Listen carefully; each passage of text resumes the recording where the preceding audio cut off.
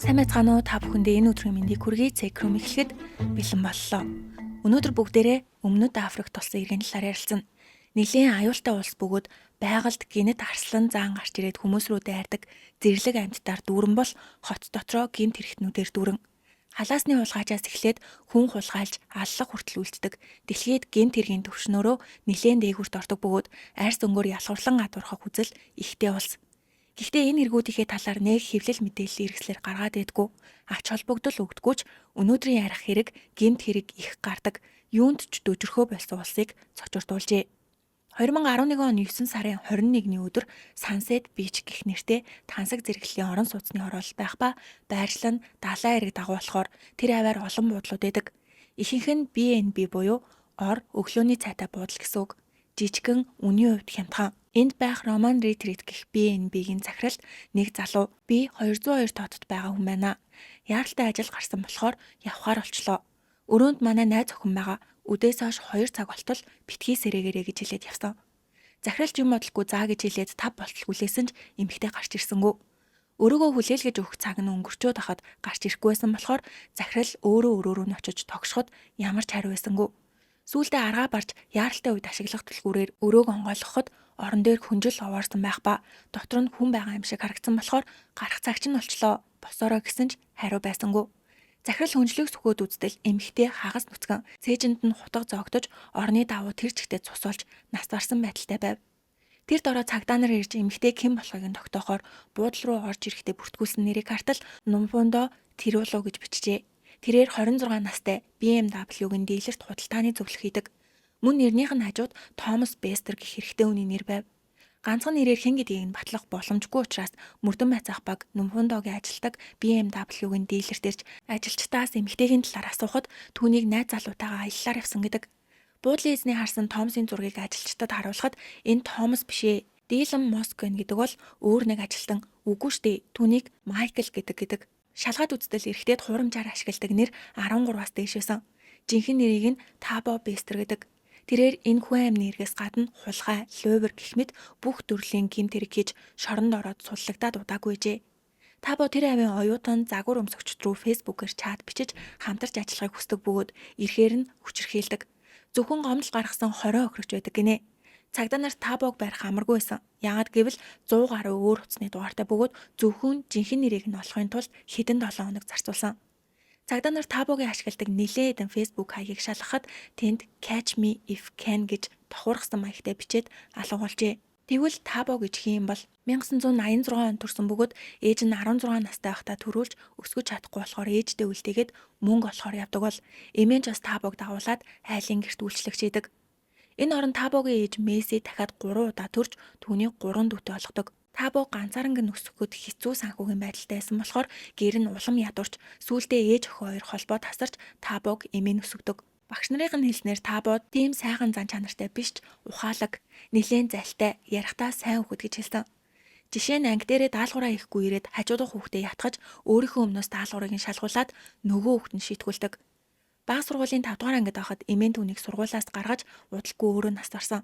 Одоо түүнд эмээ, аав ээж, ах дүү байхгүй болохоор гэрээсээ гарч гудамжинд тэнүүлчин болдог. Уг нь ээж Мессийн хүүгээ гэртээ авчирсан ч байнга цугцаараагаад сүултээ бууж өгчээ. Ингээд гудамжны дээрэмчд юм уу өөртөөгөө адилхан хүүхдүүдтэй нийлж жоохон хүүхдүүд дээрэмдэх эсвэл халаасны улгаа хийж мөнгө олдог. Өмнөд Африкт 12-оос доош насны хүүхдэд шийтгэл өгдөггүй болохоор дээрэмчд түүнийг ашигласан. Уг нь жоохондоо алдартай болохыг мөрөөддөг хүүхдээсэн ч дээрэмчдээс хамаг болохгүй гэснийг нь сурч олсон мөнгөөрөө хамгийн сүүлийн үеийн хувцас, утас, компьютер худалдаж авдаг бөгөөд яг л баян айлын хүүхчиг харагддаг байсан гинэ. Эцэст нь хамгийн анх 17 настайдаа Луврын ирэхээр 6 сар шоронд хоригдоод гарч ирсэн ч засархан байтугай улам гэмт хэрэг хийдэг. Facebook хаяг нээгээд загварын агентлаг шиг холбогдож үнэтэй буудалд уулзаад октоодыг ирэхээр нь хүзүүнд нь хутга тулгаж мөнгө, үнэт итлэлүүдийг дээрэмддэг.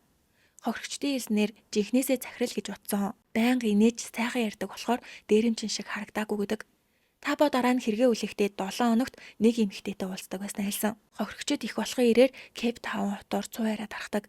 Загварын агентлаг гэж эмэгтэйчүүдийг дээрэмдэж байгаа болохоор хизээж битгий хууртаарай гэсэн анхааруулга гарсан. Ингээд Табо аргаа өөрчилж өөр дүрээр хүмүүсийг хуурдаг.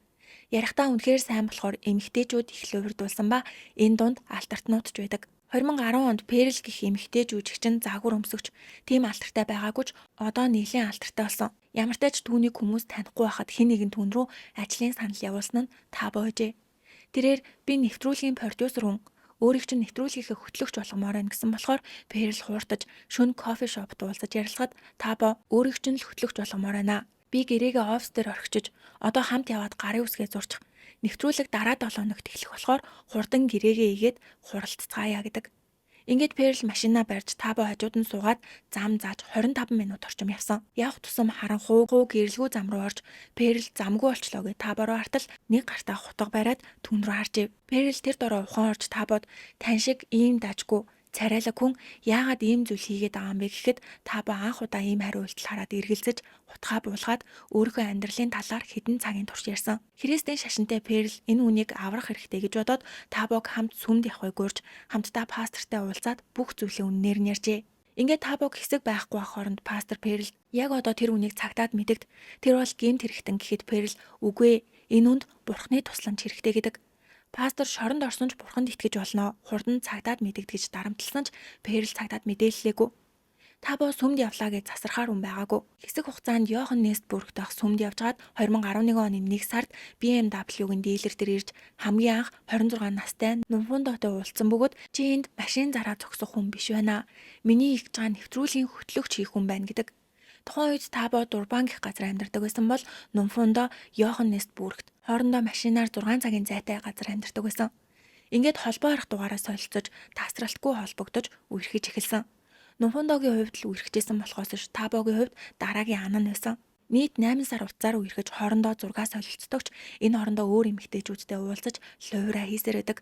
Нумфондо түүнийг ийм зүйл хийдэг гэж бүр нэрийг нь ч мэдээгүй. Гэтэл 2011 оны 9 сард Табо холбогдож зураг авалт хийх учраас Кейп Таунд уулзъя гэдэг. Нумфондоч баярлаж 9 сарын 19-нд Кейп Таун руу явсан. Энд Табо нэг шөнө хоноход 7 сая төгрөгийн үнэтэй хамгийн тансаг буудалд 2 хоногийн захиалга өгч хамтдаа цагийг сайхан өнгөрүүлсэн. Табо өрснийхээ хэрээр олно гэж боддог төрлийн хүн гинэ. Ингээд 9 сарын 21-ний өдөр Sunset Beach гэх газар руу явж Роман Ретрит гэх B&B-д 2 хоногийн захиалга өгсөн. Нумфондо тэхний 2 өдөр сайхан байсан ч энд ирээд нэг л сонь санагдаж утсыг нь үзтэл 1-2-оор зогсохгүй нэлээд олон эмэгтэйчүүдтэй чаталсан байжээ. Энийг хараад Табото шүнжэнгөө маргаалтаж эцэст нь унтсан. Гэтэл шөнийн 2 цагийн үеэр гинэт тод гэрэл тусаж Нумфондо гайхаад зэртэл Табо түүний дээр том утга бариад мөнгө, утас, зөөврийн компьютероо бүгдийг нь гарга гэдэг. Эмэгтэй эсэргүүцэж зодтолтожоод эцэст нь Табо түүний цээжинд утгаа дүржээ. Тэрээр амьд байсан Нумфондогийн гарыг олсоор хүлж би чамаас болоод бүх мөнгөө өрчихсөн. Үхмээргүй байгаа бол утас компьютерийнхоо нууц үгийг оруул гэдэг.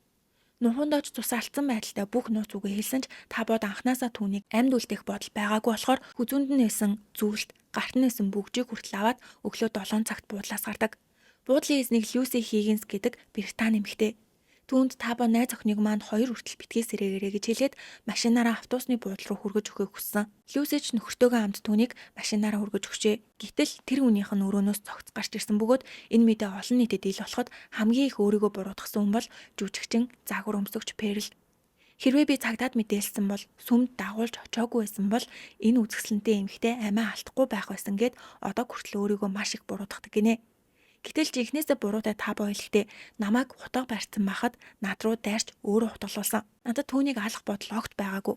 Хэрвээ алхал байсан бол анх Кейп Таунд уулзсан даруйдаа алах байсан. Яах гэж хэдэн хоног уулзаж мөнгө үрж болцох юм бэ? Хөнгөө ойд аваачаад алах боломжтой байхад яагаад буудлын өрөөнд хөнөөсөн байх вэ? Энэ бол санамсаргүй болсон хэрэг. Би ч бас эндээ бэртэл авсан. Хэрвээ би өөрөө цагдаа дуудаад хэргийн талаар мэдээлсэн бол байнга цагдаагийн хаалга татдаг надад итгэх байсан уу? Тийм болохоор зүгээр орхиод цугцаан гэдэг. Цагдаа болон сэтгэл зүйчдийн хэлснээр Табо огт гин бурууг мэдэрч чаддгүй сайко хүн гэдэг. Жишээ нь Табо хүмүүсээс сулгаалсан үн тэтгэлүүдэд зархаар ирэхдээ худалдагчтай маш тайван тухтай ярилцдаг. Хэрвээ гин буруутайгаа мэдэрдэг байсан бол баригдчихгүй гэхээс айж ядаж хаана хяналтын камерагаа шалгах ёстойч Табо юу ч болоогүй юм шиг инээж бүх хулгайлж дээрэмцэн юм зардаг. Баривчлагдсныхаа дараа хүртэл өөрийгөө ямар их зүйл хулгайлснаа ярьж өнгөрчээ. Түүнийг нэг хүн амны эрэг, 2 халтлагын эргээр яллаж, бүх насаар нь хорих ял өгсөн ч нэмээд хулгайд заллан гэд 25 жилийн ял авсан. Тэрээр хэрэгээ үлээж цаазаар авах ялаас мултарсан. Бломфонтен дэх Мангуан гэх хамгийн хатууд эхлэмтэй шоронд 1 жил хоригдохдоо харгалзагч болон хоригдлуудтай найрсаг байж ямар ч хэрэг тарилгүй үлгэр жишээ хоригдлуулж бүх насаар нь хорих ял дээр нэмээд 25 жилийн ялтай байсан ч 30 жил болгож бууруулсан. 2022 оны 5 сарын 3-нд түүний хоригдожсэн шоронгийн галын тохиолдол дуурах ба 35 дугаар өрөөнөөс утаа гардаг бөгөөд тэнд байх жижигхэн цонхоор гал гарчив. Энд Табо байдаг байсан. Харгалзагчид ирж өрөөг онгойлох гэсэн боловч дотор нь гал гарч дээрээс нь төмөр хаалга аимшигтай алсан болохоор гал сөнөөгчөд ирж галыг унтраасны дараа ороход орон дээр байсан матрас нь тэр чигтээ шатаж Табо нас орсон байжээ. Хэд хоногийн дараа шоронгоос Табо өрөөндөө гал тавьж амиа орлсон гэж албан ёсны мэдээлэл хийдэг. Хүмүүс ч Табог ярихтаа сайн болохоор хин нэгэн дээр очиод гал авч өөрийгөө шатаажтэй гэж утсан. Ингээд цогц хадгалах газрын хүмүүс Табогийн цогцыг яахаа мэдгүй хүлээж итэл 3 хоногийн дараа нэг эмэгтэй ирдэг. Залуухан, хөөхөн, хажуугаар нь өнгөрсөн эрэгтэй эргэж харахаар тийм эмэгтэй би Табо Бестрийн цогцыг авахар ирлээгээд өөрийгөө эхнэр нь гэж танилцуулсан. Гэтэл Табо 10 жилийн турш шоронд хоригдсон байхад яаж эхнэртэй байдаг вүлээгээд ажилтан эмэгтэйгийн талаар судалж үзээд шоконд орсон. Түүний нэрийг Нандифа гэдэг нэлээд алдартай инфлюенсерээр зогсохгүй зөвхөн баян хүмүүс очиж үйлчлүүлдэг гоо сайхны эмнэлгийн эмч. Зурагт, радио, сэтгүүлгээд гараагүй газар байхгүй. Гэтэл Табогийн ээж Месси хүүгээ нас орсон гэдгийг сонссон. Тэрээр хүүгээ шоронд орсон гэдгийг ч мдэггүйсэн болохоор эмэгтэйдүүд нь цогц хадгалах газар руу очиж ахыхаа цогцыг харчаад иргээд явуулсан. Дүүн ирээд би Табогийн дүү нанаа цогцыг шалах гэж ирлээ гэхэд ажилтан эхнэр нь ирээд оршуулах хослыг нь хийхээр аваад явсан гэдэг. Ингээд Табогийн дүү ахыхаа цогцыг харж чадалгүй гэртээ ирж болсон бүх зүйлийг хэлэхэд ээж нь би Табог хурмаа хийснийг мдэггүй ахнаа эхнэр нь оршуулах хослыг нь сайхан хийгээд өнгөрөөх хаа гэж бодоод өнгөрчээ. Ингээд болоогүй. Одоо л хэрэг эхэлж ийн гэвэл итгэхгүй. Табог нас орсны дараа Нандифа цогцыг авахар ирсэндээ. Гэтэл дундаас нь цогцыг цагдаа нар буцааж авсан. Яагаад гэвэл цагдаа нар шоронд гал гарсан хэргийг шалгаж исэн байна. Эхэндээ амиа орлт гэж бодсон ч нас орохынхаа өмнө Табо өрөөгөө солиё. Дээрэмчид намайг ална гэж сүрдүүлээд байна гэд ганцаарч хэвсээ хорих өрөөнд орсон. Тийм болохоор бусад хоригдлууд нийлж Табог алсан байх гэж таамагласан. Уг нь харуул хамгаалалт цайтаагаараа алдартай шорон байхад зүгээр нэг хоригдол бусдын өрөө рүү орох боломжгүй мэн. Ингээд шоронд байгаа дээрэмчид харгалзагч нарт авилгал өгч байхгүй хооронд нь Табог хөнөөж гал гаргасан байх гэж таамагладаг. Ер нь маш олон таамаг байсан. Мөрдөн байцаалт хийж байгаа цагдаа нар яалтчгүй 100% хамгаалагч нар оролцсон гэдгийг баталдаг. Хэрэг гарах үеэр камерыг унтраасан байгааг олж эхнэр гисэн Кандифагаас дахиад шалгах зүйл байна гэд цогцыг буцааж авсан. Гэтэл Кандифа шүүхэд өргөдөл гаргаж нөхрийнхөө нэр төрийг хамгаалахын тулд оршуулах хослолыг зохиох журмын дагуу хиймээр байна. Оршуулах хослолыг хойшлуулах нь шудраг бус санагдаж байна. Миний сэтгэлийн зовлон үнэхээр том байна гэдэг. Ихэнх эхнэрүүд нөхөр нь хүний гарт амиа алдсан с сэжигтэй нөхцөлд хэн болохыг нь олж тогтоогоод аль болох шударгаар шийдвүүлэхийг хүсдэг байхад Нандифа эсрэгээрээ хурдан оршуулж бүх зүйлийг дуусгахыг хүссэн. Ингээд мөрдөн байцаах баг Нандифаг шалгахад тэрээр хууль ёсоор нөхөр 2 хүүхэдтэйсэн бөгөөд маш их эд хөрөнгөтэй. Мэдээж инфлюенсер эмч хүн юм чинь эд хөрөнгө ихтэй байх нь ойлгомжтой ч зүгээр нэг их биш бүр маш их байсан. Инстаграм дээр нь авах бүх зураг бичлэгэн дээр мөнгөө гайхуулсан байдаг. Мөрдөн байцаах баг Нандифагийн эргэн тойрны хүмүүс найзуудаас нь түүний талаар асуухад анхнаасаа тийм баян байгаагүй. Коронагийн дараа л ийм болсон гэдэг. Ийм зүйл ярьсан хүмүүсийн дунд Рунга гэх хэрэгтэйсэн. 2020 онд Нандифа коронавигоос болоод эмнэлгээ хааж ажилуулах боломжгүй болсон ч гэнэт би нэг хөрөнгө оруулагчтай уулзсан. Цаашдаа илүү их мөнгө олно гэжээ. Нэр нь Тэйкэ. Дараа нь уулзсан ч байнга энэ үнийхээ талаар л ярьдаг болсон. Рунга надтай бас уулзуулаад өгөө гэсэн боловч бизнес аяллаар гадагшаа явсан гэж байнга хойшлуулдаг.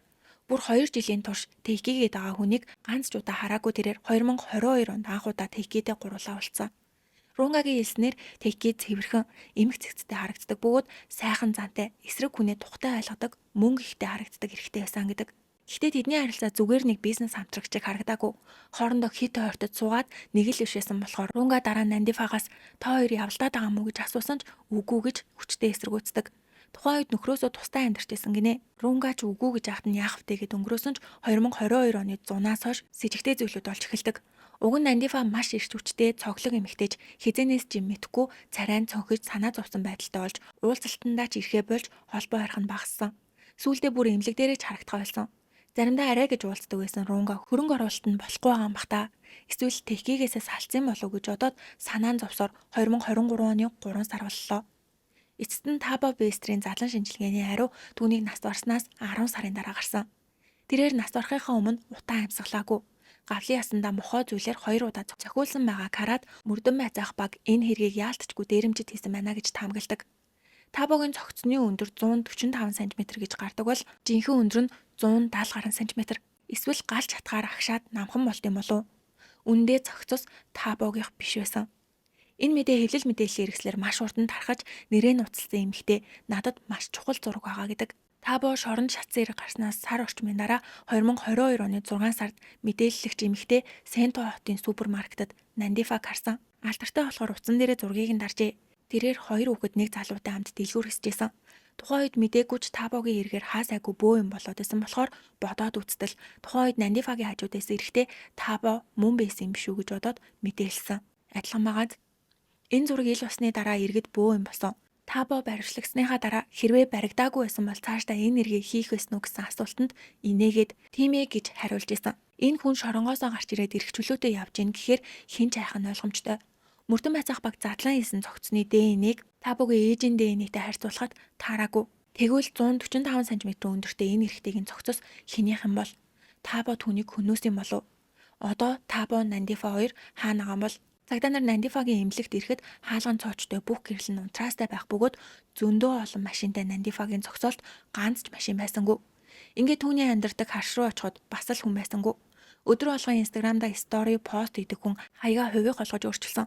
Цагдаа нар хүүхдүүдийн сургууль руу очиход багш нь өчигдөр хүүхдүүдийг авахар хинч ирээгүй болохоор гэртээ хараагүй гэдэг. Цагдаа нар тэдэнд улсаас гарах хориг тавьжээ.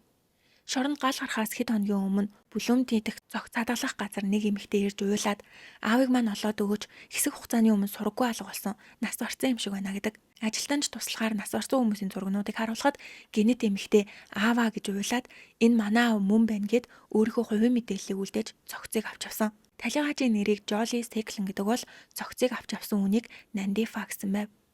Удалгүй гол дээр нэг эрэхтэй явж гаад шок болсон. Тэнд ямар нэгэн юм байгаа юм шиг харагдсан болохоор ойрттол хүний нүүр харагджээ. Тэр дороо цагдаад мэдээлсэн. Цогцыг хэн болохыг нь тогтооход саяхан Нандифагийн цогц хадгалах газраас авсан цогц мөн байв. Аав гिचээд яагаад тэр цогцыг гол руу хайсан юм бол?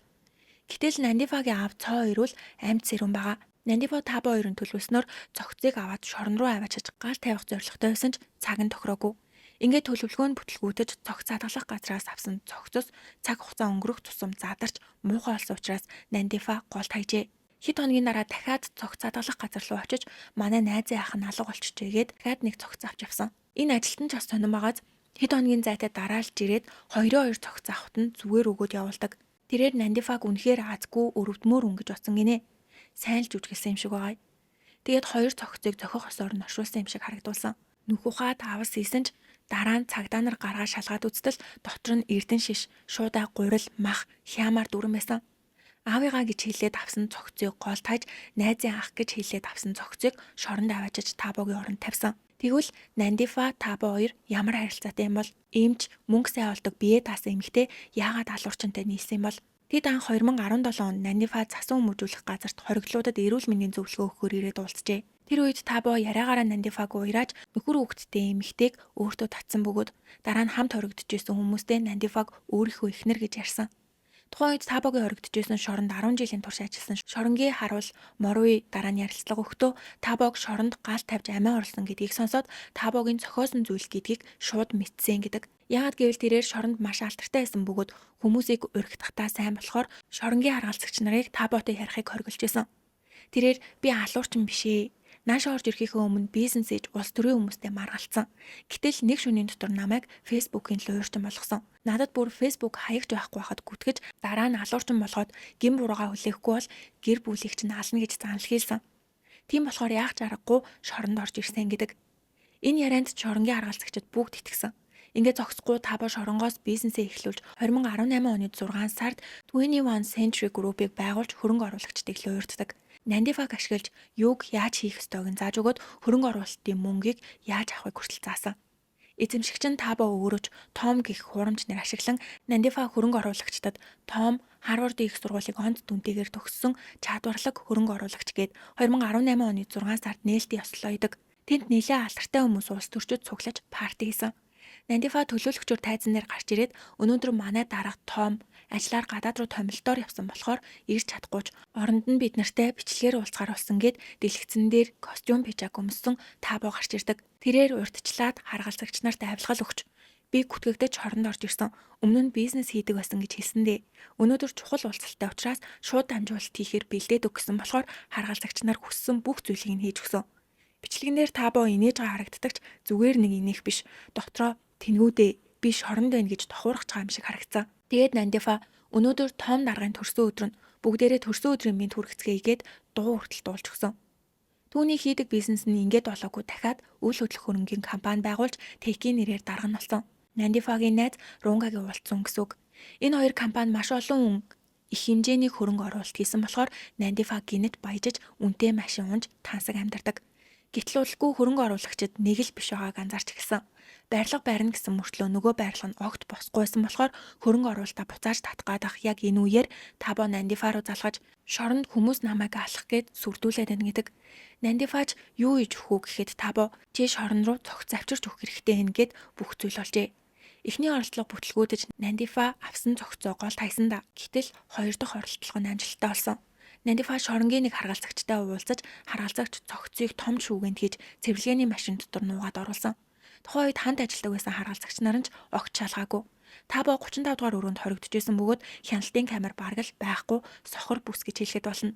Дээрээс нь яралтай гарцны яг хажууд байрладаг. Ингээд цогцоо 35 дугаар өрөөний урд байх цэвэрлэгээний өрөөнд хэсэг байлгажгаад Табог авчир гэж тохио хөхт нь хүргэж өгсөн. Табо өөрийнхөө өмсөжсэн шоронгийн хувцсыг цогцонд өмсүүлээд матрасан дээр үлдээж өөрөө аврах гарцаар гарчээ. Тухайн үед Табо шоронгийн орогдол байгаагүй гэж хэлэхэд болно. Шорон дотор хамгийн эрх чөлөөтэй нааш цаашаа явдаг байсан. Хэсэг хугацаанд хяналтын камер бүгд унтарсан да. Тэр хооронд харгалзагч ирж Табогийн өрөөнд гал тавьсан бол удалгүй Табо шоронгийн офисоор юу ч олоогүй юм шиг дамжин гарчхаан камерын бичлэгт үлджээ. Табогийн оронд шатсан цогцос Молороо гэх 33 настай эрэгтэйгийнх. Осолд орж нас орсон бөгөөд гэр бүлтэй холбогдож чадаагүй учраас цогц хадгалах газар байсан. Ингээд цагдаа нар Табо болон Нандифа нарын мэдээллийг олон нийтэд дэлгэж мэдээлэл өгсөн хүнд 100 мянган ранд буюу 17 сая төгрөгийн шагнал амладаг. Тэднийг барихад тийм амар байгаагүй.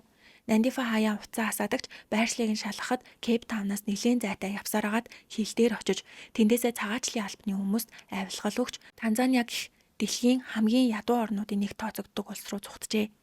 Тэнд очиод Табо сахлаа ургуулж нүүр бүх биеэ талцсан ислам хувцас өмсдөг бол Нандифач бас адилхан зөвхөн нүдэ гаргасан хувцас өмснөөс олж хүмүүсийн нүдэнд огт өртөөгүй.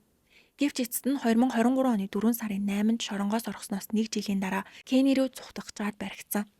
Тухайн үед Америкийн хурамч паспорттай байсан юм байна. Тэднийг баривчлагдах үед хамгийн их баярлсан хүмүүс бол Нандифагийн гэр бүл. Тэд хэдий охин нь буруутай ч гэсэн Табо түүнийг алчихгүй гэхээс маш их хайсан. Гэтэл тэд хоёулаа цоо ирүүл баривчлагдсан. Табо хамгийн сайн хамгаалтын системдээ шоронд орж өрөөний хаалгыг тог цогтөг байгаар тохируулж 24 цагийн турш 3 ээлжээр түүнийг хяндаг бөгөөд харгалзагч нарыг Таботой юм ярихыг хоригдсан. Нандифа цогцыг зэрэмдэглэсэн, гэмт хэрэгт тусалсан, заллам эхэлсэн эргээр буруутгагдсан ч шүүхтэр би Табо заллиулсан хохирогч заншил төрцнөөс олж тусалсан гэдэгч Табог шоронгоос орохсны дараа тэд цагийг маш сайхан өнгөрүүлсэн. Үнтэй хар шуудалтаж аваад гадаад машин унаж тансаг амралтын газруудаар амарч исэн ч нөгөө талаараа хөрөнгө оруулагчид Нандифагаас мөнгөө нэхэж дараа нь цагдаа хүртэл ирэхэд Нандифа Табо руу залгаад яах ёстойгоо асуухад уурлаж дахиад мөнгөний тухай ярих юм бол чамайг боогоод алчээ шүү. Надтай уулзсандаа харамсгаар болгоод өгч чадна гэхээс гадна хэсэг уцаа авахгүй байх юм бол чамайг алсан ч надад алдаад ах зүйл байхгүй. Буцаад шоронд орсон ч гараад ирнэ гэдэг бол өөр нэг бичлэгэн дээр гэрийг чинь шатаана гэж сүрдүүлдэг. Ингэх болгонд Нандифа дуулууртай аж хүссэн болгоныг нь хийдэг байжээ. Энэ бүх баримтуудыг Нандифагийн өмгөөлөгч гаргаж ирээд Табогийн сүрдүүлгээс олж ийм зүйл хийсэн гэдэг бол прокуророос Нандифа Табог шоронд байхаас нь эхлээд 5 жил мэддэг. Шоронд байгаа хүнээс зүхтах амархан байхад үргэлжлүүлж харьцаар байсан нь өөрийнх нь сонголт байсан гэж нэгтаадаг. Олон нийт ч эхэндээ Нандифаг өрөвдөжсэн ч тэхээ болсон шалтгаан нь шүүхийн тахимд тэд хамт суухдаа гавтай мөртлөө хөтлөлцөж нэг нэгэн рүүгээ хайраа харцаар хардаг. Нандифа шүүхэд би одоо болтол гэрэлсэн хിവэр байгаа. Нөхөр хүүхдүүд маань намайг гэртээ хүлээж байгаа. Энэ жилийн 100 сарыг гэр бүлтэйгээ хамт өнгөрөөмөр байна гэсэн өргөдөл өгсөн ч шүүхээс өөрөг чинь баривчлагдсанаас хойш нөхөр хүүхдүүд чинь ганц ч удаа уулзахаар ирээгүй. Тэгэхээр таныг хүлээж байгаа хүн байхгүй гэсэн үг гээд татгалцсан. Энэ хүртэл Нандифагийн нөхөр түүнээс салаагүй. Угаасаа алга болсон хүнээс яаж салах вэ? Гэхдээ шүүхтэр Нандифа хүүхдүүдийнхээ талаар ярихыг сонссон нөхөр нь шууд салах өргөлөө өгсөн. 2024 оны 7 сард Табо Нандифо болон тусалсан 10 шоронгийн аргалзагч нарын шүүх хурал болдог. Гэтэл Табо огт ухаан орсон шинжгүй шүүгчээ. Намайг хэвлэл мэдээллийн хэрэгслэр хүчингийн гэмт хэрэгтэн гэж гүтгсэн. Гэхдээ нотлох баримт байгаа мó? Энэ байгаа хүмүүс ямар ч гэм буруугүй надад бүх бурууг тохож цаазаар авах ял өгөх юм бол би хэрэгээ үлээ гэжээ. Одоо болтол шүүх хурал үргэлжилсэн хിവэр байгаа мэн. Мэдээж муухай хэрэгүүд хийсэн Табогийн буруу ч гэсэн хяналт тавих ёстой хүмүүс нь шоронгийнхоо хаалгыг нээж өгөөд гэмт хэрэгтнээ гаргаж зөвлөгөө өгөх ёстой юм чинь хамтарч луур хийсэн гэхээр шат шатандаа ямар ялзарсан авилгалт итгэцэн байгааг нь харуулж байна. Өнөөдрийн бичлэг маань энэ үрээд дууслаа таалагдсан бол суугтаа лайк болон subscribe дарахаа бити мартаарай. Миний инстаграмыг дагахаа мартаваа дараагийн бичлэгээрээ уулзтлаа. Түр баяртай.